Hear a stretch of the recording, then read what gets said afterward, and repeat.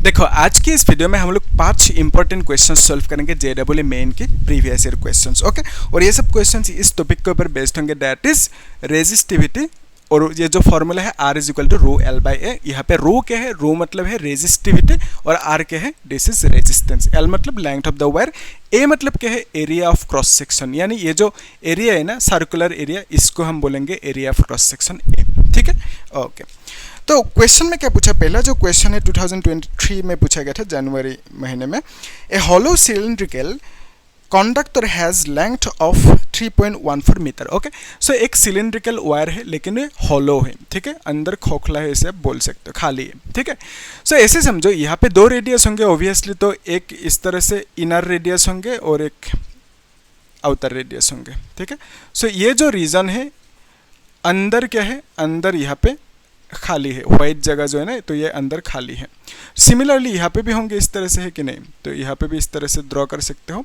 तो ये जो जगह है यहाँ पे मटेरियल है, ठीक है, और ये जो अंदर वाइट कलर की ये रह गया वो खाली है। ठीक है, अंदर से खाली है, सिलिंड्रिकल शेप की है। ओके, इस तरह से है। तो फिर क्वेश्चन में हमें क्या बोला कि एक हॉलो सिलिंड्रिकल वायर है जिसका लेंथ है 3.14 मीटर। ओके, 3.14 मीटर इसका लेंथ है, एल की वैल्यू। फिर क्या बोला, while its inner and outer diameter are 4 metre. तो इनर डायमीटर मतलब क्या है, इनर डायमीटर मतलब ये जो इनर सर्कल है ना, भीतर अंदर जो ये इनर सर्कल है, सो इनर सर्कल के डायमीटर को कितना कहा, दैट इज डी। ओके, सो ये इनर डायमीटर वो कितना है, that is 4 millimetre. Okay, 4 millimetre हमें देकर रखा इनर डायमीटर। ओके, फिर आउटर डायमीटर मतलब यहाँ से यहाँ तक आउटर सर्कल के डायमीटर विच इज कितना देकर रखा, 8 मिलीमीटर ये हमें देकर रखा। ठीक है, यहाँ तक सही है। फिर क्या बोला कि the resistance of the conductor is N A. तो इस कंडक्टर की कुछ रेजिस्टेंस होंगे, रेजिस्टेंस की वैल्यू एन इंटू 10⁻³ दे के रखा। ठीक है, और यहाँ पे ओम दे के रखा। If the resistivity of the material, resistivity की वैल्यू कितना दे के रखा, 2.4 into 10⁻⁸ ohm metre is the unit for resistivity, 2.4 into 10⁻⁸। Okay, so हमें निकलना क्या है, हमें एन की वैल्यू निकलना है। ठीक है, तो रेजिस्टेंस की वैल्यू कितना है, एन इंटू दिस मच, और ये जो एन है, एन की वैल्यू कितना होंगे वो हमें फाइंड आउट करना है। ठीक है, सो उसके लिए क्या करेंगे, एक्चुअली ऐसे समझे, सिंपल है कहानी। जो फॉर्मूला है रेजिस्टेंस की, फॉर्मूला ये है, तो इस फॉर्मूला को यहाँ पे लगाएंगे, सिंपल लगाएंगे। ठीक है, देखो R is equal to rho L by A लिखा। ठीक है, तो R की वैल्यू कितना देकर रखे, एन इंटू दिस मच, तो यहाँ पे एन इंटू 10⁻³ लिख दो। रो मतलब रेजिस्टिविटी हुईच इज इतना सा, 2.4 इंटू 10⁻⁸ लिख दो।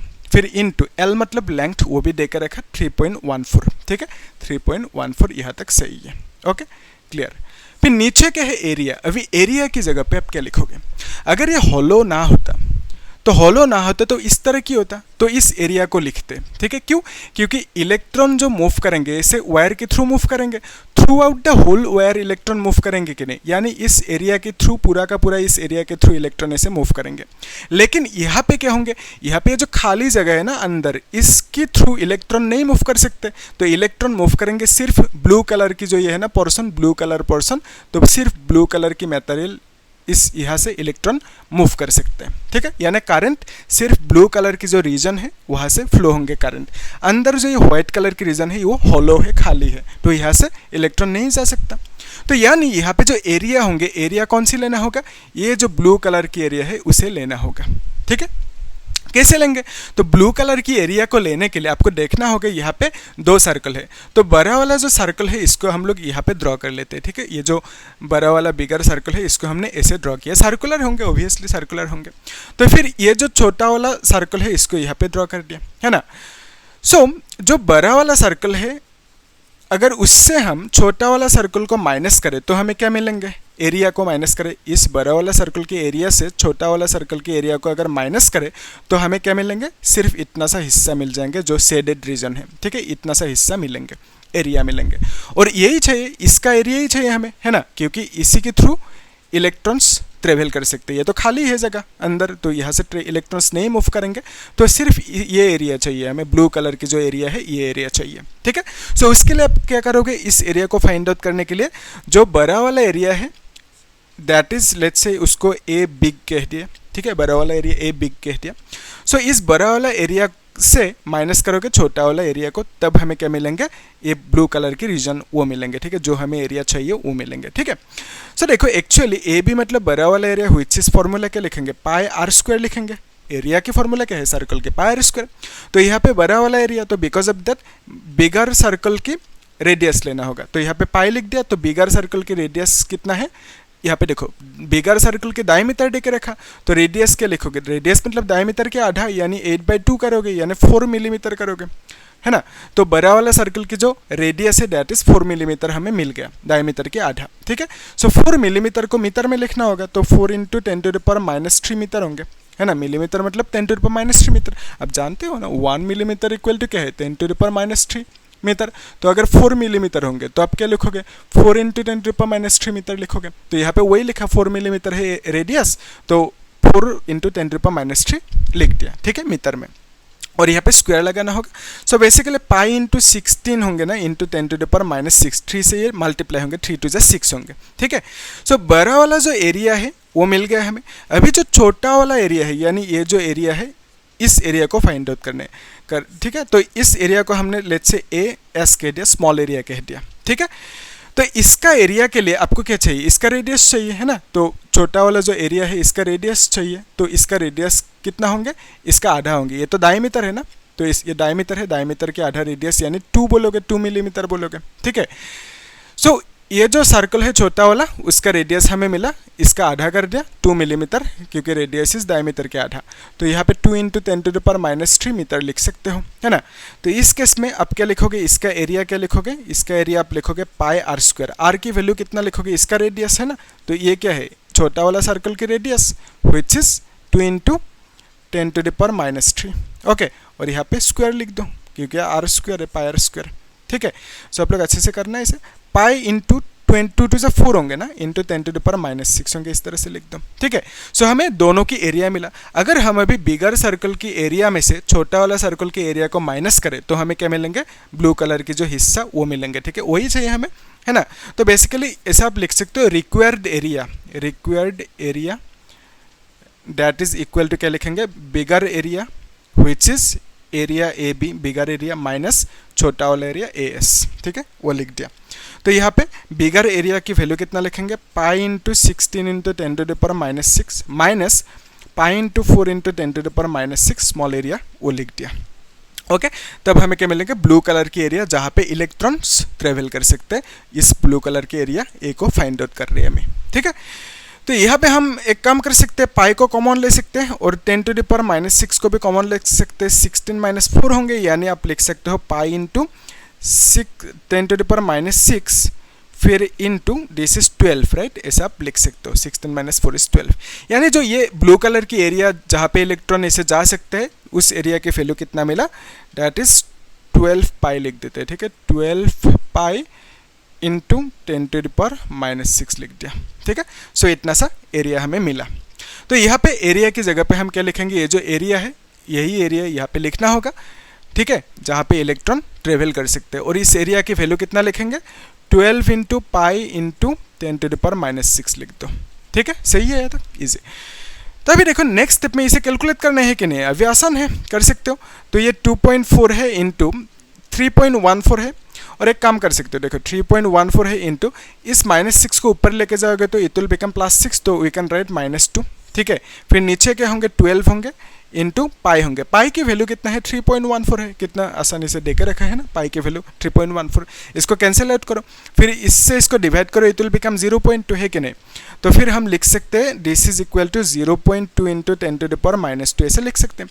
अगर मैं इसको सपोज 2 करूँ तो उस केस में क्या लिखना होगा, -3 लिखना होगा, ठीक है। अगर ऐसे नहीं समझ में रहे, यहाँ से यहाँ तक जाने की कोशिश करो, तो -3 से अगर एक 1 को हटाओगे, यहाँ पे 2 करोगे, तो उस केस में डेसिमल यहाँ तक आ जाएंगे, यानी यही मिलेंगे, है ना, ये कर सकते हो। फिर यहाँ पे क्या लिखोगे, n × 10⁻⁻3 लिखोगे। तो फ्रॉम हियर यू कैन से -3 कैंसिल आउट होंगे, तो n की वैल्यू कितना मिला, 2 मिला, ठीक है। वही हमें फाइंड आउट करने दिया था कि n की वैल्यू कितना होंगे। तो यहाँ पे हमने क्या किया, सिंपल फॉर्मूला को बिठाया, एरिया चाहिए था। एरिया कौन सी, ब्लू कलर की एरिया, क्यों, क्योंकि ये हॉलो सिलेंडर है ना, हॉलो सिलेंड्रिकल वायर है। सो यहाँ पे अंदर ये जो व्हाइट कलर की रीजन है वहाँ से इलेक्ट्रॉन नहीं जा सकता, सिर्फ ब्लू कलर के हिस्से से इलेक्ट्रॉन जा सकते हैं क्योंकि वहाँ पे मटेरियल है, ठीक है। तो इसका एरिया हमने फाइंड आउट किया जस्ट सब्ट्रैक्टिंग, है ना। तो यहाँ पे बड़ा वाला एरिया से छोटा वाला एरिया को माइनस कर दिया तो हमें ब्लू कलर के एरिया मिल गया और ब्लू कलर के एरिया यहाँ पे बिठा दिया, आराम से एन के वैल्यू फाइंड आउट हो गया, ठीक है। Easy question. तो यहाँ पे इसको आप लोग अच्छे से नोट करके रखो, कुछ डाउट है तो पूछना। अभी हम लोग कुछ अलग टाइप के क्वेश्चन सोल्व करेंगे, वही कर रहे हैं हम लोग, अलग अलग टाइप के जो क्वेश्चन है PYQ इसी टॉपिक के ऊपर बेस्ड, ठीक है, वही कर रहे हैं हम लोग। तो इसे आप अच्छे से नोट करके रखो और जो नेक्स्ट क्वेश्चन है खुद ट्राई करो एक बार, ठीक है। तो अलग अलग कॉन्सेप्ट्स की क्वेश्चन जानना समझना आपको बहुत ही ज़्यादा ज़रूरी है ना। तभी तो एग्जाम में कौन सी टाइप का क्वेश्चन तो कुछ नहीं पता है ना, तो इस साल कौन सी टाइप का क्वेश्चन है कुछ नहीं पता, तो इसी टॉपिक में से पूछेंगे लेकिन, है ना। तो कौन सी टॉपिक कौन सी टाइप होंगे, कौन सी कॉन्सेप्ट लगाओगे, तो उसके लिए आपको अलग अलग टाइप के क्वेश्चन सॉल्व करना होगा, ठीक है। तो इस टाइप का मैंने अलग अलग जो क्वेश्चन है, अलग अलग क्वेश्चंस यहाँ पे मैंने चूज करके रखा था, ठीक है, 5 क्वेश्चंस। तो पहले ये हो गया। नेक्स्ट जो क्वेश्चन है दैट इज, हाँ ये इंटरेस्टिंग क्वेश्चन है, ओके। तो इस क्वेश्चन में क्या पूछा, a 1 metre long copper wire carries a current of 1 ampere, ठीक है। देखना अच्छे से, एक वायर है, वायर की लेंथ कितना है 1 मीटर, ठीक है। इस वायर की लेंथ है 1 मीटर। तो ये करंट कितना कैरी कर रहे हैं, 1 एम्पियर के करंट कैरी कर रहे हैं, ये भी हमें देके रखा, ठीक है। फिर हमें क्या बोले, if the cross section of the wire is 2 millimetre, तो ये जो क्रॉस सेक्शनल एरिया है इसका वैल्यू कितना देके रखा, 2 मिलीमीटर स्क्वायर देके रखा, ठीक है, इतना सा देके रखा। इसको आप मीटर में लिखोगे 2, 1 मिलीमीटर मतलब कितना है 10⁻³ मीटर है, 1 मिलीमीटर की जगह पे इतना सा लिखा, तो यहाँ पे ब्रैकेट लगाओ, स्क्वायर देना होगा। तो बहुत लोग यहाँ पे स्क्वायर नहीं लगाते, ठीक है, तो स्क्वायर लगाना होगा क्योंकि 1 मिलीमीटर की जगह पे इतना सा लिखा है ना, फिर यहाँ पे स्क्वायर है, तो आप इसे लिखोगे 10⁻⁻6 और यहाँ पे मीटर स्क्वायर, तो एरिया को हमने मीटर में लिख लिया। फिर क्या बोला कि and the resistivity of copper is 1.7 × 10, तो इसका जो रेजिस्टिविटी है दैट इज 1.7 × 10⁻⁸ ओम मीटर, ये हमें देके रखा कॉपर की resistivity. Find the force experience by moving electron in the wire, तो यहाँ पे इलेक्ट्रॉन मूव करेंगे, इलेक्ट्रॉन जब मूव करेंगे तो वो कुछ फोर्स फील करेंगे, कितना फोर्स फील करेंगे वो हमें निकलने दिया, ठीक है। बेसिकली ये जो क्वेश्चन है यहाँ पे आपको फॉर्मूला जो है ना, कुछ फॉर्मूला है 3-4 फॉर्मूला है, उनसे उनके साथ खेलना होगा यहाँ पे, ठीक है। सो बेसिकली एक्चुअली देखो ऐसे समझो, जो एक कॉन्सेप्ट है इलेक्ट्रिक फील्ड है, लेट्स से इलेक्ट्रिक फील्ड में जब आप एक चार्ज रखोगे, लेट्स से ये पॉजिटिव चार्ज है, तो उस केस में ये इस डायरेक्शन में मूव करेंगे। अगर ये नेगेटिव चार्ज होंगे तो इस केस में इस डायरेक्शन में मूव करेंगे। मूव करना है यानी उसके ऊपर कुछ फोर्स लग रहा है, कितना फोर्स लग रहा है उसको निकलने के लिए फॉर्मूला क्या था, F = Q × E, ये था फॉर्मूला, ठीक है। अगर इलेक्ट्रॉन मूव करेंगे तो उस केस में आप क्या लिखोगे, अगर सपोज ये इलेक्ट्रॉन हुआ, ओके, तो इलेक्ट्रॉन तो नेगेटिव होंगे, तो नेगेटिव इलेक्ट्रॉन इलेक्ट्रिक फील्ड के ऑपोजिट डायरेक्शन में से मूव करेंगे, यानी इलेक्ट्रॉन के ऊपर फोर्स लगेंगे, बिकॉज ऑफ दैट इसने मूव किया है ना। तो जितना फोर्स लगेंगे उसका वैल्यू निकलने के लिए फॉर्मूला इज F = Q। तो यहाँ पे Q की जगह पे आप क्या लिखोगे, चार्ज ऑफ इलेक्ट्रॉन लिखोगे। चार्ज ऑफ इलेक्ट्रॉन को हम लोग ई लेटर से डिनोट कर सकते हैं, और हमें मालूम है इलेक्ट्रॉन के चार्ज 1.6 × 10⁻⁻⁹ कूलम, ओके। सो यहाँ पे इलेक्ट्रॉन के ऊपर कितना फोर्स लग रहा है वो हमें निकलने दिया, तो बिकॉज ऑफ दैट यहाँ पे इलेक्ट्रॉन की चार्ज लिखना होगा, दैट इज 1.6 × 10⁻⁻⁹ कूलम। तो ये जो वैल्यू है इसको बाद में बिठाएंगे, अभी इलेक्ट्रॉन के चार्ज को ई लिख देते हैं, ओके, यहाँ तक सही है। सो बेसिकली ये फॉर्मूला आपको मालूम है F = Q, यहाँ से हमने इस फॉर्मूला को लिखा F = E, ठीक है। तो अभी देखो यहाँ से हमें फोर्स की वैल्यू चाहिए है ना, तो फोर्स = आप लिख सकते हो E × E, ऐसे आप लिख सकते हो। तो एक फॉर्मूला ये मिला, अनदर इज दिस वन, और एक फॉर्मूला है दैट इज ये मिल चुका आपको, dV = -E.dr, ठीक है, ये एक फॉर्मूला था। इसके ऊपर हम लोगों ने बोर्ड एग्जाम में डिराइव भी किया था और बोर्ड JEE की भी PYQ सॉल्व किया था, ठीक है, आप लोग चेक करना, प्लेलिस्ट में है सीरियली, ओके। तो यहाँ पे आप एक काम कर सकते हो, dV मतलब पोटेंशियल, पोटेंशियल को फी लिख दो, E मतलब इलेक्ट्रिक फील्ड, dr मतलब लेंथ, लेंथ को लिख दो। सो बेसिकली यहाँ से हमने इस फॉर्मूला को एक्सट्रैक्ट किया, ऐसा आप बोल सकते हो, ठीक है। और माइनस किधर गया, डॉट प्रोडक्ट किधर गया, डे ओवर माइनस वहाँ पे किस वजह से था, डायरेक्शन की वजह से, जब हमने डिराइव किया था वहाँ पे देखा था, लेकिन अब सिंपल रखो, इस फॉर्मूला को आप यूज़ कर सकते हो हर जगह पे, ठीक है। पोटेंशियल = EL, सो पोटेंशियल और ई मतलब इलेक्ट्रिक फील्ड के बीच में ये है relation, phi is equal to E L आप लिख सकते हो, या तो आप E is equal to phi by L भी लिख सकते हो, ये एक फॉर्मूला है, इसको आप यूज़ कर सकते हो। ये फॉर्मूला यहाँ से आया है ना, और यहाँ पे माइनस माइनस डायरेक्शन की वजह से था, तो यहाँ पे हम लोग सिंपल रख रहे हैं, ठीक है। सो बेसिकली इस फॉर्मूला को आप यूज़ कर सकते हो। तो ये जो ई है, ई की जगह पे हम क्या लिख सकते हैं, ई की जगह पे यहाँ से आप फी बाई एल लिख सकते हो, तो यहाँ पे फी बाई एल लिख दो ई की जगह पे। अभी देखो ओम्स लॉ मालूम है आपको, phi is equal to I R, ये तो मालूम है, नहीं कहना कि मालूम नहीं, Ohm's law phi is equal to I R है ना। तो यहाँ पे फी की जगह पे आप क्या लिख सकते हो, फी की जगह पे आई आर लिख सकते हो, और यहाँ पे एल लिख दो नीचे। अभी देखो आर मतलब क्या है, रेजिस्टेंस, और यहाँ पे आई है और एल है। आर मतलब रेजिस्टेंस की जगह पे ये लिख दो ना, रो एल डिवाइडेड बाई ए लिख दो, कितना आसान है ना। तो अभी एल एल कैंसिल आउट होंगे, so from here we can say this is equal to E I divided by L L cancel out हुआ, रो रहेंगे और एरिया रह जाएंगे, ठीक है। सो हमें फोर्स की वैल्यू कितना मिला, फॉर्मूला इतना सा मिला फोर्स के लिए। तो अभी वैल्यूज पुट करना है ना। तो हमने किया कि एक्चुअली कि 4 फॉर्मूला है, एक ये है, अनदर इज दिस फॉर्मूला है ना, और एक formula ohm's law, phi is equal to I R. इन चारों फॉर्मूला से इन चारों फॉर्मूला को मॉडिफाई करके हमने फोर्स के लिए एक फॉर्मूला निकाला। ये फॉर्मूला क्यों निकाला, क्योंकि इतना सा वैल्यू हमें दे के रखा क्वेश्चन में, ठीक है। सो अभी हम लोग फॉर्मूलाज को बिठाते हैं, यानी लिख सकते हो F is equal to E I rho divided by A, okay, rho divided by A ऐसे आप लिख सकते हो, ठीक है। इस तरह से इस फॉर्मूला को लिखा। ई मतलब क्या है, चार्ज ऑफ इलेक्ट्रॉन, जो आपको मालूम है 1.6 into 10 to the power minus 19 coulomb. I मतलब 1 एम्पियर करंट देकर रखा, रो मतलब resistivity 1.7 into 10 to the power minus 8, ये भी हमें देकर रखा है ना, तो रो मतलब रेजिस्टिविटी इतना सा देकर रखा। फिर ए मतलब एरिया, वो भी हमें देकर रखा 2 into 10 to the power minus 6 है ना, 10 to the power minus 6 area भी देकर रखा हमें, और क्या चाहिए, कुछ नहीं चाहिए है ना। तो यहाँ पे हमें डिवाइड करना है, तो बेसिकली इसको आप लिख सकते हो 1.6, देखो एक्चुअली 1.6 यहाँ पे है, इंटू 1.7 है, इंटू 10 टू द पावर, इससे आप लिख सकते हो 8 + 9 = 27 लिख सकते हो, ठीक है। फिर यहाँ पे 2 है, 10 टू द पावर 6 को ऊपर लेके जाएंगे तो इट विल बिकम +6, ओके, ऐसे आप लिख सकते हो। फिर इसको आप डिवाइड कर सकते हो, 2 से कैंसिल आउट कर दो, 2 0.8 होंगे है ना, तो इसको आप मल्टीप्लाई करना होगा ना, 8 7 = 56, फिर यहाँ पे 6 लिख दो, 8 1 = 8 + 5 = 13, इतना सा होंगे। तो डेसिमल 2 के आगे होंगे यहाँ पे, इंटू 10 टू द पावर ये कितना होंगे, 21 होंगे, ठीक है। सो इतना सा आंसर, फोर्स की वैल्यू इतना सा मिला, और हमें यही पूछा था फोर्स की वैल्यू, और कितना मिला, इतना सा न्यूटन लिख देना, ठीक है। सो फोर्स की वैल्यू फाइंड आउट करने देते हैं। एक्चुअली क्या है, इलेक्ट्रॉन फोर्स फील करेंगे जब ये मूव करेंगे, ठीक है।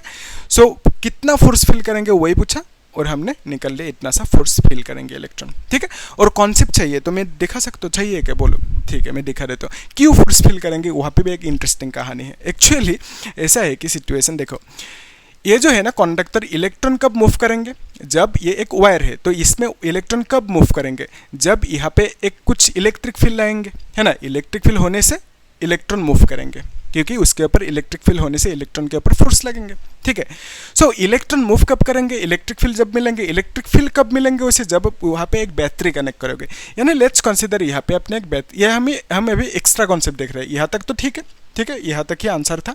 अभी हम लोग एक्स्ट्रा कॉन्सेप्ट देख रहे हैं कि इसमें इलेक्ट्रॉन के ऊपर क्यों फोर्स लगेंगे इस केस में, ठीक है। कितना लगेंगे फोर्स, इतना सा, क्यों लगेंगे वो देख रहे हैं। तो यहाँ पे एक बैटरी कनेक्ट कर दिया है ना, लेट्स कंसीडर यहाँ पे हमने एक बैटरी कनेक्ट कर दिया, ओके। तो लेट्स से नेगेटिव पॉजिटिव इस तरह से कुछ कनेक्ट कर दिया, एक बैटरी है। तो बैटरी का पॉजिटिव ये है और ये नेगेटिव है। तो पॉजिटिव मतलब ऑलवेज हाई पोटेंशियल और नेगेटिव मतलब क्या है, लो पोटेंशियल।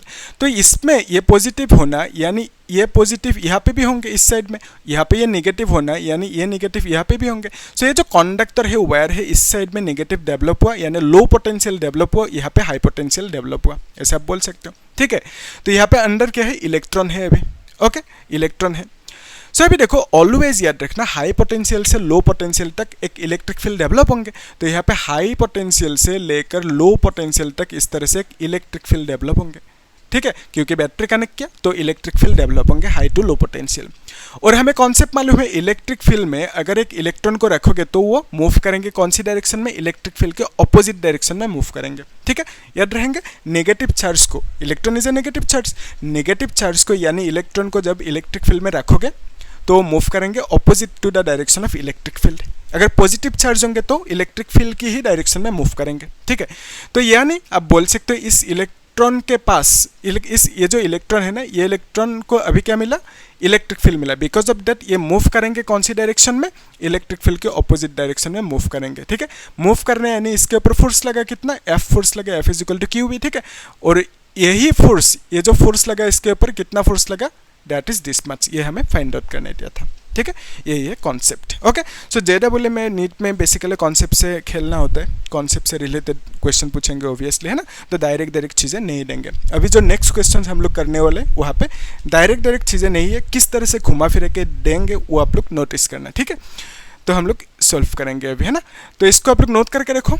ठीक है, फिर नेक्स्ट क्वेश्चन को खुद एक बार ट्राई करो। ठीक है, उसके बाद सॉल्यूशन को देखना। ठीक है, ये क्वेश्चन पूछा गया था 2024 में अप्रैल महीने में। ठीक है, सो ये इंपॉर्टेंट भी है और कॉन्सेप्चुअल भी, हाईली कॉन्सेप्चुअल, इसको अच्छे से देखना। 2 wires A and B are made up of same material. Okay, 2 wire है, तो 2 वायर इस तरह से दे के रखा। ठीक है, एक वायर ये है, सो इस वायर का नाम है ए और इसका नाम है बी, दोनों की मटेरियल सेम है। ठीक है, तो हमें क्या बोला कि दोनों की मटेरियल सेम है, सेम मटेरियल बोला। ठीक है, same material. So same material होने से क्या फ़ायदा है, सेम मटेरियल होने से क्या क्या होंगे मालूम है। एक्चुअली जो रेजिस्टिविटी होते हैं वो रेजिस्टिविटी डिपेंड करते हैं मटेरियल पे। अगर मटेरियल ये कॉपर है, ये भी कॉपर है, तो उस केस में इसका भी रेजिस्टिविटी सेम होंगे। तो सेम मटेरियल होने से क्या क्या फ़ायदा है, सेम मटेरियल होने से आप बोल सकते हो सेम रेजिस्टिविटी होंगे। ठीक है, रेजिस्टिविटी होंगे, सेम मटेरियल होने से सेम रेजिस्टिविटी। ओके, तो यानी आप बोल सकते हो सेम मटेरियल मतलब सेम रो होंगे, रेजिस्टिविटी मतलब रो, दोनों के सेम होंगे रेजिस्टिविटी, क्योंकि सेम मटेरियल बोला। ठीक है, और क्या होंगे, डेंसिटी भी सेम होंगे। ठीक है, मटेरियल ये भी कॉपर, ये भी कॉपर, तो डेंसिटी भी सेम होंगे दोनों की, क्योंकि सेम मटेरियल है। ठीक है, तो यहाँ पे कॉपर नहीं बोले हमने, जस्ट कंसीडर किया एग्जांपल, तो सेम मटेरियल मतलब कुछ सेम ही होंगे, तो यहाँ पे सेम डेंसिटी होंगे आप बोल सकते हो। ठीक है, याद रहेंगे। सो 2 चीज़ हमने देखा कि सेम मटेरियल, क्वेश्चन में देखो किस तरह से घुमा फिरा के इन्फॉर्मेशन बोला, आपको सीधा भी नहीं बोला कि डेंसिटी सेम है।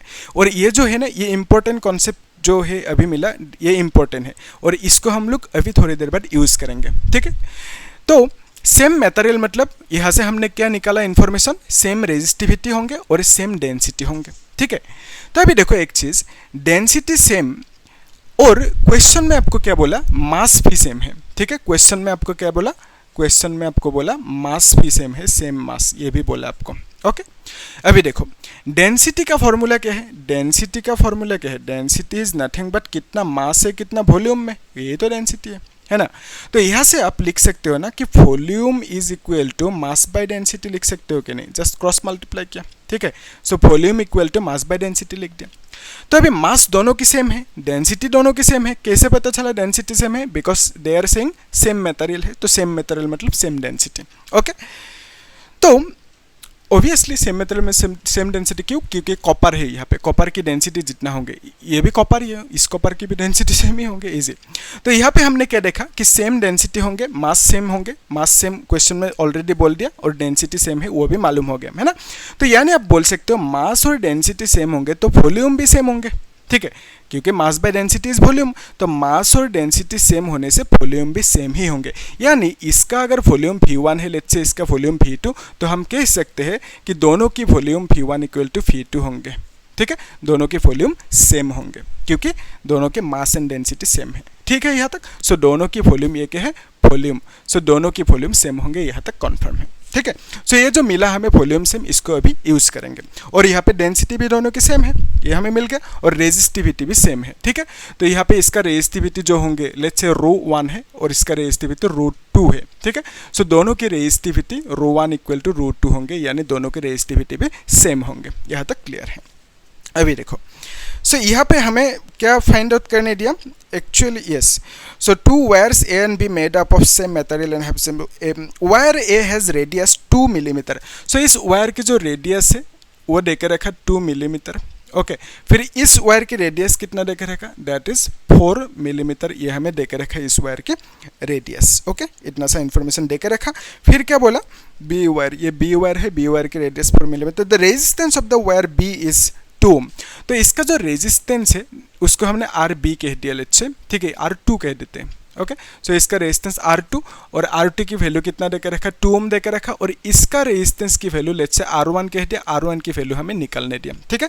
So then the resistance of wire A wire की रेजिस्टेंस जो है उसको हमने ए कंसीडर किया और ए की वैल्यू हमें फाइंड आउट करने दी, मतलब इसका रेजिस्टेंस की वैल्यू R1 की वैल्यू हमें फाइंड आउट करने दिया, ठीक है। यहाँ तक सही है। तो यहाँ पे देखो एक्चुअली ऐसे समझो, जो फॉर्मूला है, फॉर्मूला क्या है, फॉर्मूला ये है कि R is equal to rho L by A, ये है main formula, R is equal to rho L by A, ठीक है। यहाँ तक क्लियर है। तो अभी देखो, अगर मैं इस फॉर्मूला पे लेट से ऊपर एक ए से मल्टीप्लाई की, ऊपर ए मल्टीप्लाई के नीचे भी ए मल्टीप्लाई करना होगा, है कि नहीं, सिंपल सी बात है, ऊपर ए मल्टीप्लाई के नीचे भी क्या, क्यों किया, क्योंकि यहाँ पे वॉल्यूम सेम है, इस चीज़ को हम लोग यहाँ पे यूज़ करेंगे। ये जो इन्फॉर्मेशन है, इन्फॉर्मेशन को यूज़ करना होता है एग्जाम में, क्वेश्चन में, तो यहाँ पे इस इन्फॉर्मेशन को यूज़ करेंगे, कैसे करेंगे वो देखना आप लोग। ए ऊपर नीचे मल्टीप्लाई किया हमने, तो उस केस में क्या होंगे मालूम है, ये जो रो है एल इंटू ए, एल मतलब क्या है, लेंथ है, एल मतलब है लेंथ, और जो एरिया है ए मतलब एरिया है, ठीक है।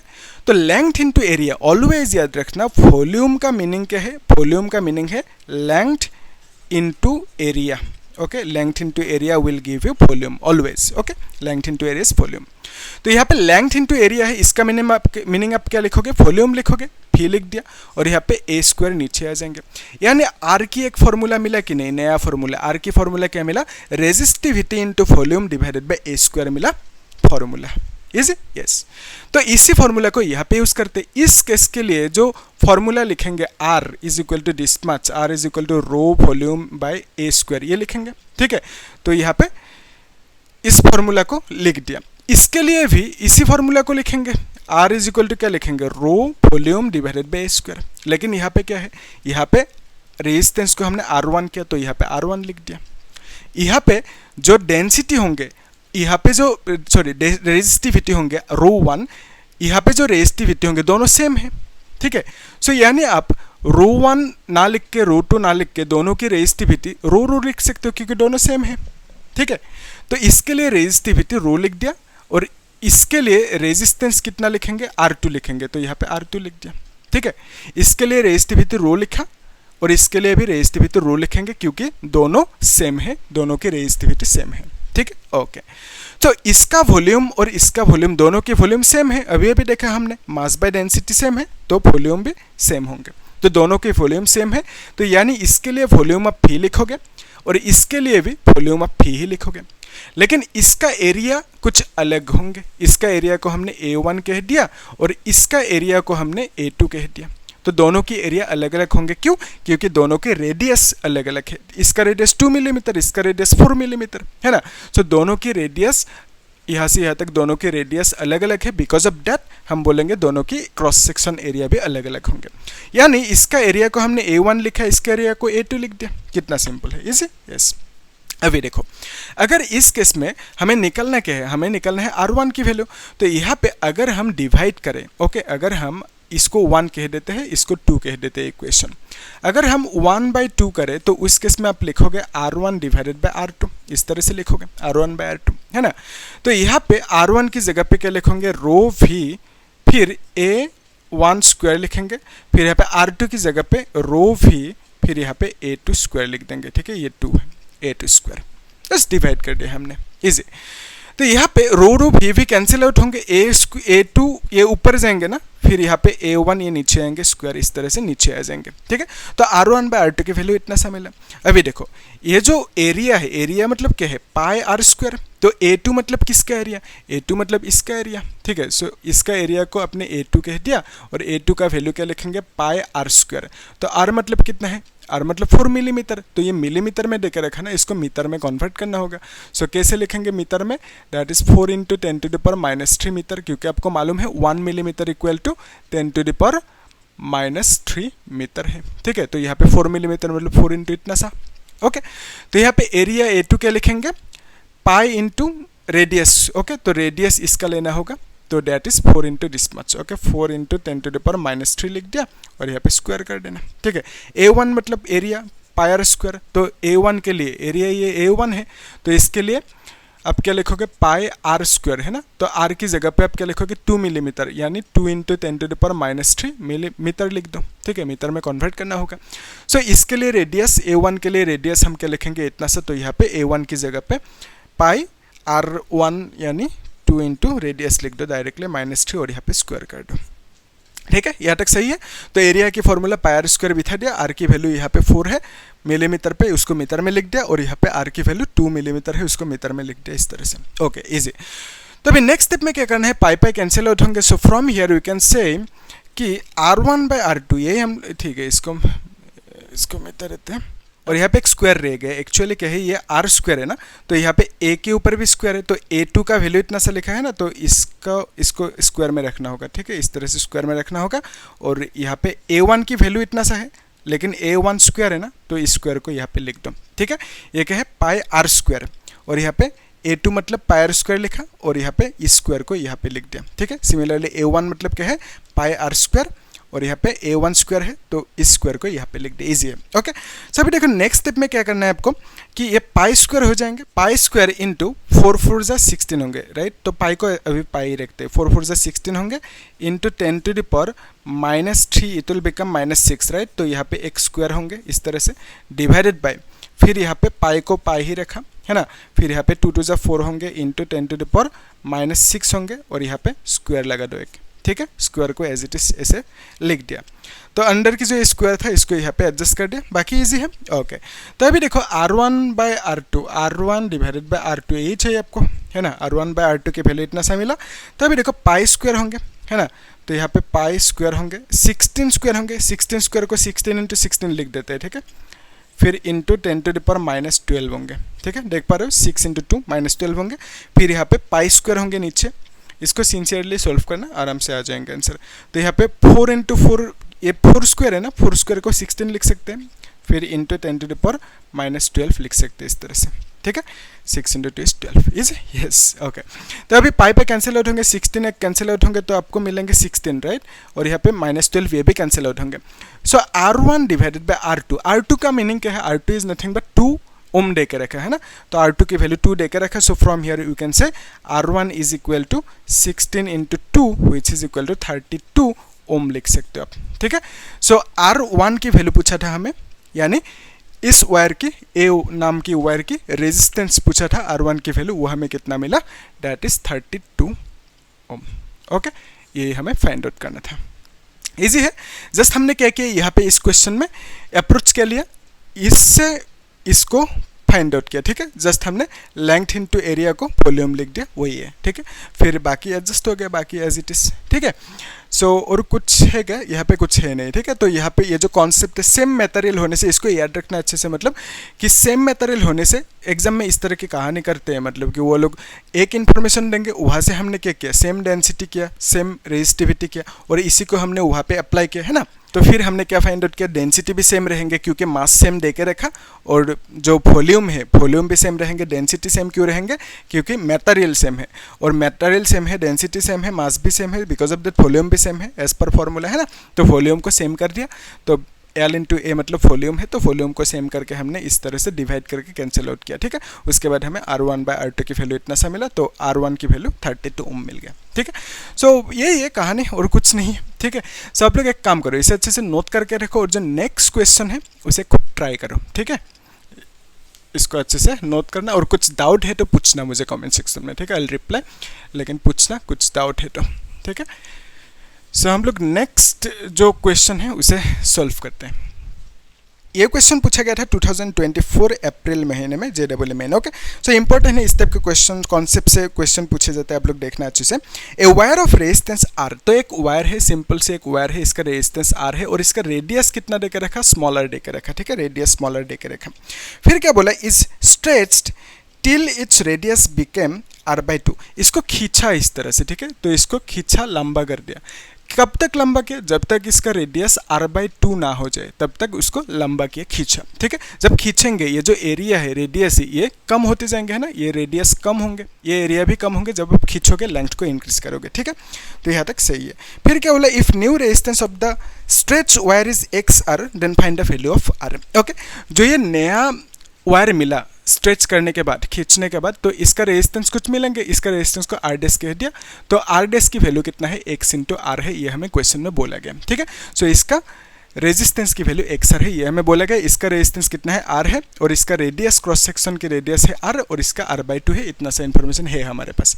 तो मेरा ये क्वेश्चन आपसे ये है कि क्या यहाँ पे ये जो मटेरियल वायर था, क्या इस वायर की मटेरियल को चेंज किया यहाँ पे? आंसर इज नो, नहीं किया, है ना। तो ये अगर कॉपर है तो ये भी कॉपर ही है, यानी मटेरियल को चेंज नहीं किया। अगर मटेरियल सेम होंगे, चेंज नहीं होंगे, तो इसका मीनिंग इसका जो रेजिस्टिविटी होंगे रो, इसका भी सेम ही होंगे रेजिस्टिविटी, दोनों की रेजिस्टिविटी सेम होंगे क्योंकि मटेरियल सेम है। यहाँ तक ठीक है। यानी लेट्स कंसीडर इसका जो रेजिस्टिविटी है इसको रो 1 कह दिए, इसका रेजिस्टिविटी को रो डैश, इसको डैश कह देते हैं, ठीक है। ये रो है और ये रो डैश है। सो दोनों की रेजिस्टिविटी सेम होंगे। सो बिकॉज ऑफ दैट हम लिख सकते हैं रो डैश इक्वल टू रो। क्यों सेम होंगे? क्योंकि मटेरियल सेम ही है, सेम ही वायर है, सेम वायर होने से रेजिस्टिविटी सेम होंगे। और रेजिस्टिविटी डिपेंड कहाँ पे करेंगे? मटेरियल पे, ठीक है। तो ये कॉपर है तो ये भी कॉपर है, इसको चेंज नहीं किया। तो इस केस में दोनों की रो रेजिस्टिविटी सेम रहेंगे, बिकॉज ऑफ दैट इक्वल लिख दिया। तो अभी देखो यहाँ पे रो की फॉर्मूला क्या लिखेंगे? RA/L लिखेंगे, RA डिवाइडेड बाय L लिखेंगे, है ना। तो इसका भी एक लेंथ होंगे ना, इस लेंथ को हमने लेट्स से L डैश कह दिया, जितना भी खींचा मतलब L डैश कह दिया हमने, ठीक है, यहाँ तक ओके। तो अभी देखो यहाँ पे रो डैश की वैल्यू हम लिख सकते हैं R डैश, फिर A डैश लिख सकते हैं। इस एरिया को हमने A डैश कह दिया, ओके। इस एरिया को हमने सपोज A कह दिया, ओके। फिर यहाँ पे इस लेंथ को हमने L कह दिया, इस लेंथ को हमने L डैश कह दिया। तो इस तरह से हम लिख सकते हैं, इजी। तो यहाँ से हमें क्या चाहिए? हमें चाहिए x की वैल्यू, ओके। तो उसके लिए देखो ये जो r है, r को इस साइड लेके जा सकते हो, क्रॉस मल्टीप्लाई कर सकते हो, a को इधर लेके आ सकते हो। तो बेसिकली मैं कह रहा हूँ इस a डैश को इधर लेके आओ, l यहाँ पे है ऑलरेडी, l डैश को इधर लेके जाओ, ठीक है। Is equal to r dash divided by r कर दो, ठीक है। यहाँ तक सही है। अभी देखो यहाँ पे एरिया की इंफॉर्मेशन क्या देके रखा? एक्चुअली इसका रेडियस है r, तो एरिया क्या होंगे? एरिया इस, ये सर्कल है, सर्कल के एरिया पाई r स्क्वायर होंगे।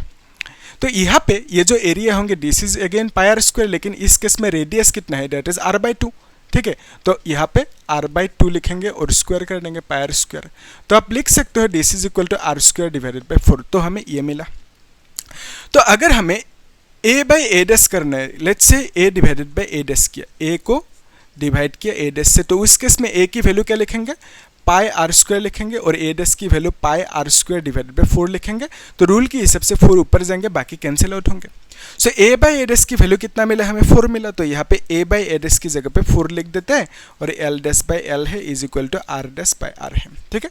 सो r डैश की वैल्यू कितना है? r डैश की वैल्यू है दैट इज xr। तो r डैश की वैल्यू यहाँ पे xr लिख दो, यहाँ पे r लिख दो, तो r कैंसिल आउट होंगे। So from here we can say 4l dash by l is equal to x। तो अगर हमें अभी l डैश बाई l की वैल्यू मिल जाए तो इस केस में x की वैल्यू हम लोग निकाल सकते हैं, वही पूछा x की वैल्यू। तो l डैश बाई l की वैल्यू कैसे फाइंड आउट करेंगे? उसके लिए जो कॉन्सेप्ट लगाएंगे कि दैट इज दोनों की वॉल्यूम सेम होंगे, ठीक है। वॉल्यूम दोनों के सेम होंगे, सेम वॉल्यूम होंगे। क्यों होंगे सेम वॉल्यूम? क्योंकि इस वायर को काटा नहीं अपने, या तो कुछ ऐड एक्स्ट्रा नहीं किया। तो इस केस में वायर एज इट इज वही वायर है, लेकिन खींचने की वजह से लेंथ इंक्रीज हुआ, लेकिन ये जो एरिया है वो डिक्रीज हुआ। यानी इस वायर की जितना वॉल्यूम होंगे उतना ही वॉल्यूम इसका भी होंगे, क्योंकि वायर को आपने काटा नहीं। अगर काटते तो वॉल्यूम कम होता, अगर कुछ थोड़ा सा वायर को ऐड कर देते, दूसरा वायर यहाँ पे ऐड कर देते, तो उस केस में वॉल्यूम इंक्रीज होता। लेकिन यहाँ पे आपने वो सब नहीं किया, सिर्फ खींचा, यानी इसका वॉल्यूम जितना होंगे इसका भी वॉल्यूम सेम होंगे, ये क्लियर है। तो वॉल्यूम सेम रहेंगे दोनों की, ओके।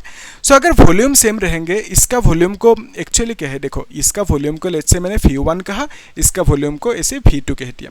वॉल्यूम मतलब क्या है? Always area into length. तो इसका एरिया को a कहा और इसका लेंथ को l कहा। तो इसके लिए वॉल्यूम क्या लिखेंगे? That is area into length. इसका एरिया को हमने a2 कहा, है ना, a डैश कहा, ठीक है, और इसका लेंथ को l डैश कह दिया।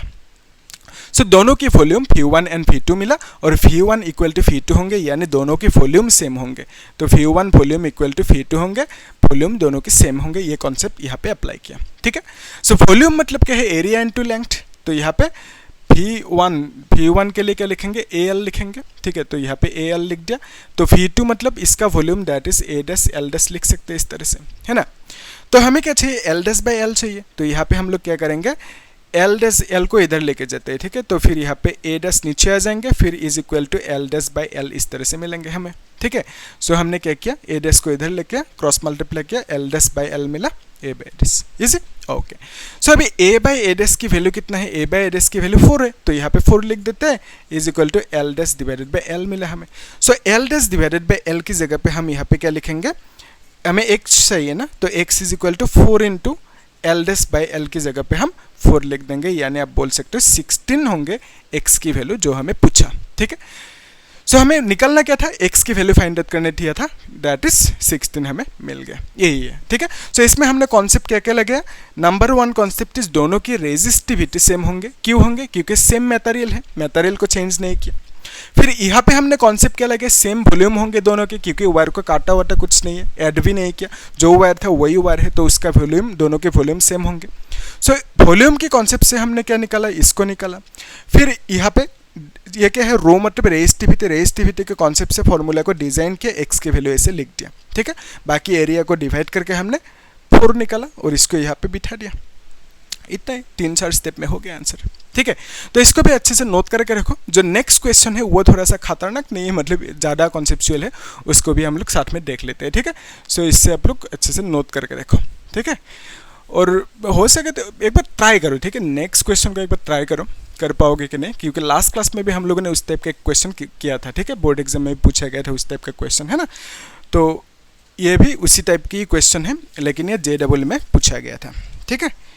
सो इम्पोर्टेंट है, क्या पूछा इस क्वेश्चन में, ये 2023 जनवरी में पूछा गया था। A copper wire is stressed to increase its length by 20 centimetre. देखो सिंपल सी बात है, एक वायर है, ठीक है, इस वायर की एक लेंथ होंगी, ऑब्वियसली लेंथ होंगे।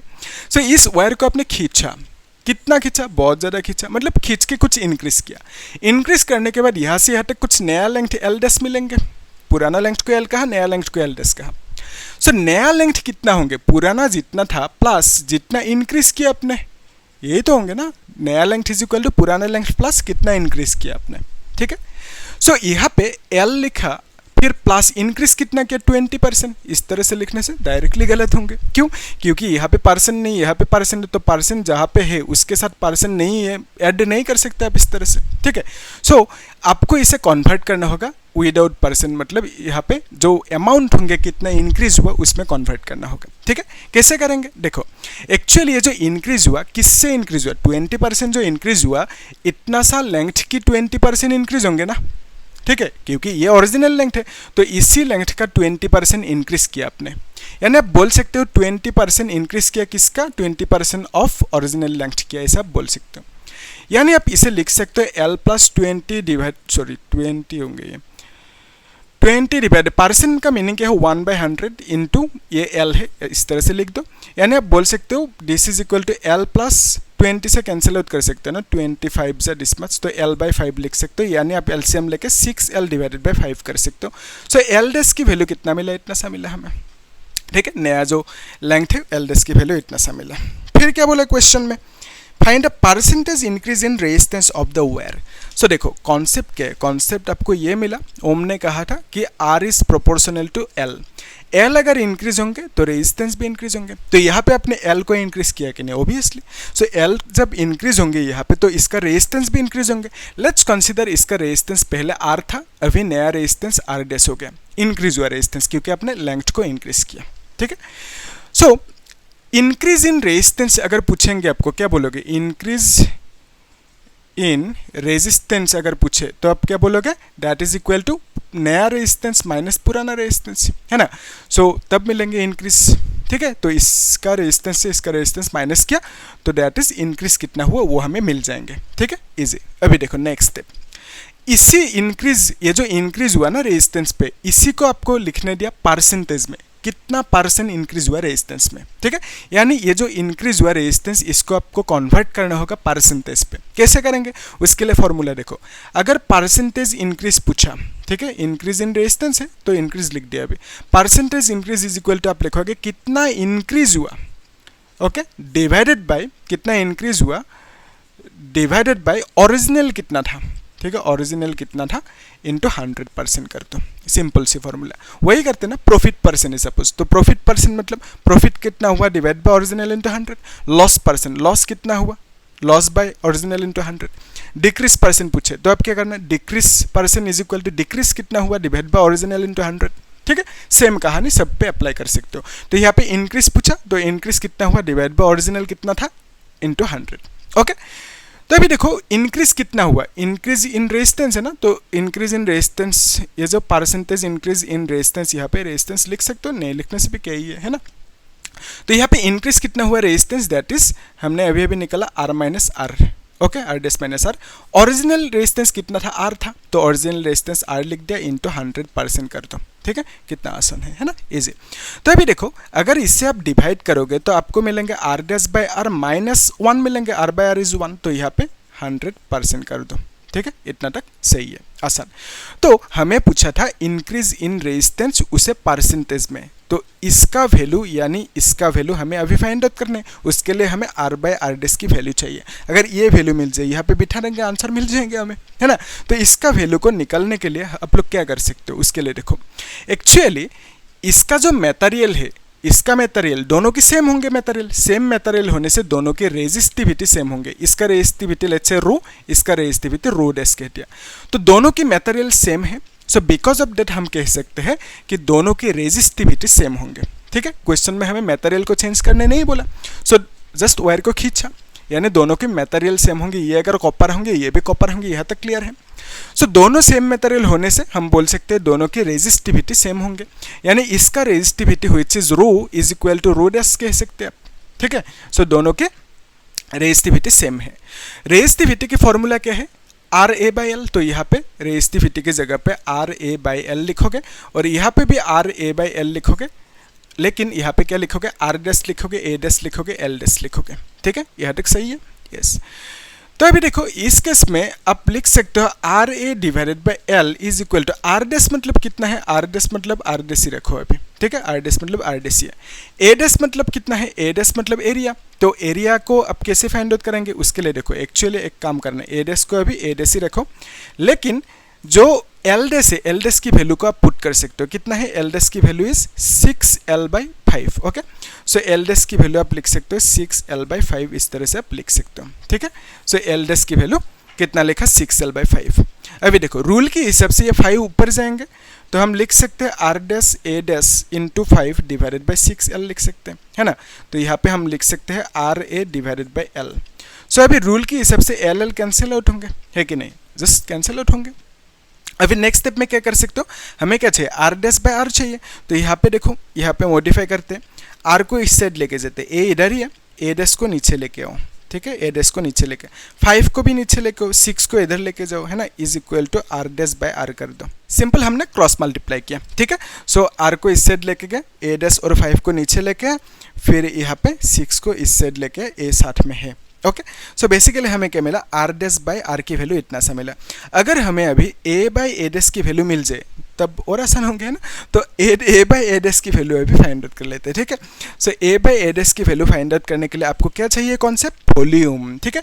सो दोनों की, इसका वॉल्यूम लेट्स से V1 है, इसका वॉल्यूम V2, तो वॉल्यूम मतलब क्या है एरिया इंटू लेंथ, ओके। तो इसका मीनिंग ये हुआ ये जो एरिया है इसको ए कह दिया, area into length will give you the volume, ठीक है। तो यहाँ पे एरिया इंटू लेंथ लिख दो वॉल्यूम, तो इसका भी वॉल्यूम क्या लिखोगे एरिया इंटू लेंथ, लेकिन एरिया को ए डैश लिखोगे, लेंथ को एल डैश लिखोगे, ठीक है। सो दोनों वायर की वॉल्यूम सेम होंगे, क्यों, क्योंकि वायर को काटा वाटा कुछ है नहीं, जो वायर है वही वायर है, जस्ट खींच के लंबा किया, जब खींचा लंबा हुआ और ये एरिया भी कम हो गया, ठीक है। तो बेसिकली वॉल्यूम सेम ही रहेंगे, ठीक है। तो यहाँ पे आप लिख सकते हो कि वॉल्यूम दोनों का सेम होंगे, volume V1 equal to V2, ठीक है। सेम वॉल्यूम यहाँ पे लिख देना इस तरह से, सेम वॉल्यूम, ओके।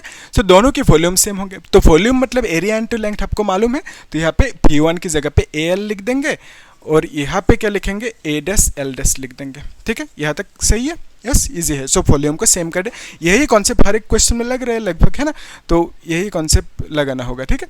तो A L is equal to A dash L dash, तो हमें क्या चाहिए, ए बाई ए डैश की वैल्यू चाहिए, है ना। तो यहाँ पे ए बाई ए डैश को नीचे लेके आया, फिर यहाँ पे एल डैश थी, फिर यहाँ पे एल लिख दिया, ठीक है। तो अभी देखो एल डैश की वैल्यू कितना मिला, अभी अभी मिला 6l/5, that is L dash. तो यहाँ पे एल डैश की जगह पे 6l/5 लिखा, फिर नीचे एल है, तो रूल की हिसाब से 5 नीचे आएंगे, एल कैंसिल आउट होंगे, तो हमें क्या मिला, ए बाई ए डैश की वैल्यू इतना सा मिला, ठीक है। और इसी वैल्यू को यहाँ पे बिठाएंगे अभी, है कि नहीं। तो हम लिख सकते हैं फ्रॉम हियर कि R dash by R is equal to A by A dash, right. A by A dash की जगह पे हम क्या लिखेंगे, 6/5, ओके, इनटू 6/5 है साथ में अगेन, तो इसको आप लिख सकते हो 36 डिवाइडेड बाई 5×5=25, ऐसे आप लिख सकते हो। सो आर डैश बाय आर की वैल्यू वो हमें मिला, और यहाँ पे इसको बिठा देते हैं, है ना। आर डैश बाय आर की वैल्यू 36/25 माइनस 1, फिर यहाँ पे 100% लिख दो, ओके। तो अभी एलसीएम लेना है, तो एलसीएम कैसे लेंगे, तो 36 है ना, माइनस 25 होंगे, डिवाइडेड बाई यहाँ पे 25 लिखो, फिर यहाँ पे इंटू 100% कर दो। अभी देखो 25 से कैंसिल आउट होंगे, 25 4 ज़ा 100, तो 36 माइनस 25 कितना होंगे, that is equal to 11, right. तो आप लिख सकते हो this is equal to 11 into 4%, यानी आप बोल सकते हो 44%, जस्ट कैलकुलेट करना है, ठीक है। सो हमें निकलना क्या था, इंक्रीज इन परसेंटेज कितना, वो निकलना था, और हमने फॉर्मूला को मॉडिफाई करके इस तरह से इंक्रीज परसेंटेज यहाँ पे बिठाया वैल्यूज को, हमें कितना मिला, ये 36 माइनस 25 इज 11, राइट, यस 11, तो 11 इंटू 4 दैट इज 44%, ठीक है। यही हमें फाइंड आउट करने दिया था। यानी आप ऐसा समझ सकते हो क्वेश्चन को, जब इस लेंथ को आप इंक्रीज करोगे तो एज पर रूल आपको मालूम है कि रेजिस्टेंस भी इंक्रीज होंगे, क्योंकि R is proportional to L. तो यहाँ पे लेंथ को इंक्रीज कितना परसेंट किया, 20% लेंथ को इंक्रीज किया, ठीक है। तो उस केस में रेजिस्टेंस भी इंक्रीज होंगे, तो कितना इंक्रीज होंगे resistance, that is 44% resistance increase होंगे, ठीक है। सो लेंथ को इंक्रीज करने से जो रेजिस्टेंस इंक्रीज होंगे उसका भी हमें प्रूफ मिल गया, ठीक है। As according to this numerical क्या मिला हमें, कि यहाँ पे 20% इंक्रीज होने से 44% रेजिस्टेंस इंक्रीज होंगे अकॉर्डिंग टू दिस प्रॉब्लम, ठीक है। इजी है, तो ये प्रूफ भी हो गया कि रेजिस्टेंस कब इंक्रीज होंगे, लेंथ इंक्रीज होने से रेजिस्टेंस इंक्रीज होंगे, यानी R is proportional to L, ये जो है ना कॉन्सेप्ट, ये प्रूफ भी हो गया यहाँ पे इस केस में, ठीक है। इजी है। तो यहाँ पे हमने जस्ट क्या किया, if you want to recap, कि इंक्रीज निकलने के लिए वो क्या किया हमने, जो नया रेजिस्टेंस है उससे माइनस किया, फिर इंक्रीज कितना हुआ इतना से मिल गया। लेकिन हमें क्वेश्चन में इंक्रीज कितना हुआ वो पूछा, किस में, परसेंटेज में, तो बिकॉज ऑफ दैट इसको हमने परसेंटेज में कन्वर्ट किया इस फॉर्मूला की मदद से। Increase percent in resistance is equal to that is increase by original, तो इंक्रीज कितना हुआ इतना सा डिवाइड बाय ओरिजिनल, यही किया। करने के बाद आर डैश बाय आर की वैल्यू अलग से हमने फाइंड आउट किया करने के बाद, और आर डैश बाय आर की वैल्यू फाइंड आउट करने के लिए हमने क्या किया, यहाँ पे वॉल्यूम को सेम कर दिया, ठीक है। तो और यहाँ पे रेजिस्टिविटी को सेम कर दी। इन दोनों कॉन्सेप्ट को लगभग हम लोगों ने आज 3 क्वेश्चन में इन दोनों कॉन्सेप्ट को अप्लाई किया, है ना, 3 या 4 क्वेश्चन में अप्लाई किया, ठीक है। सो रेजिस्टिविटी सेम है, बिकॉज ऑफ दैट हमने ये लिख पाया, है ना। फिर यहाँ पे volume is same, because of that हमने लिख पाया this is equal to this, area को इस तरह से फाइंड आउट करके यहाँ पे बिठा दिया, ठीक है। सो बेसिकली ये दोनों कॉन्सेप्ट इंपॉर्टेंट है, बहुत ही ज़्यादा इंपॉर्टेंट, क्योंकि ये छोटे छोटे कॉन्सेप्ट है, लेकिन हर एक क्वेश्चन में थोड़ा थोड़ा करके कहीं पे घुस जाता ही है, ठीक है। सो सही है, इंपॉर्टेंट है, ठीक है। तो आप लोग इसे अच्छे से याद रखना और प्रैक्टिस करना, 2-3 बार आराम से हो जाएंगे। बाकी कुछ डाउट तो है नहीं, अगर डाउट है तो पूछना मुझे कमेंट सेक्शन में, आई विल रिप्लाई। और हम लोग एक काम करेंगे, ये जो क्वेश्चन है इसको आप लोग सॉल्व करना है, ठीक है, और मुझे बोलना कमेंट सेक्शन में आंसर। और हम लोग नेक्स्ट क्लास में नीट की भी मैंने इस टाइप का कुछ क्वेश्चन, इसी टॉपिक के ऊपर बेस्ड नीट की कुछ क्वेश्चन मैंने इंपॉर्टेंट क्वेश्चन जो अलग अलग टाइप की वो मैंने चूज़ करके रखा है, उसे भी हम लोग नेक्स्ट क्लास में सॉल्व करेंगे, ठीक है। उसके बाद अगला टॉपिक पढ़ेंगे, उस तरह से वही कर रहे हैं हम लोग, पहले टॉपिक को समझ रहे हैं, उसके बाद टॉपिक वाइज क्वेश्चन सॉल्व कर रहे हैं, बोर्ड की JEE की या नीट की PY को सॉल्व कर रहे हैं, ठीक है। सो आप लोग प्लेलिस्ट में सीरियली देखना, तब ज़्यादा काम आएंगे आपको, ठीक है, क्योंकि वहाँ पे सीरियली हर एक टॉपिक बिगिनिंग से एंड तक है, ठीक है। तो आप लोग देखना, और कुछ डाउट है तो पूछना, और क्या करना, चैनल को सब्सक्राइब करना, लाइक करना और शेयर कर देना, ठीक है। Thank you.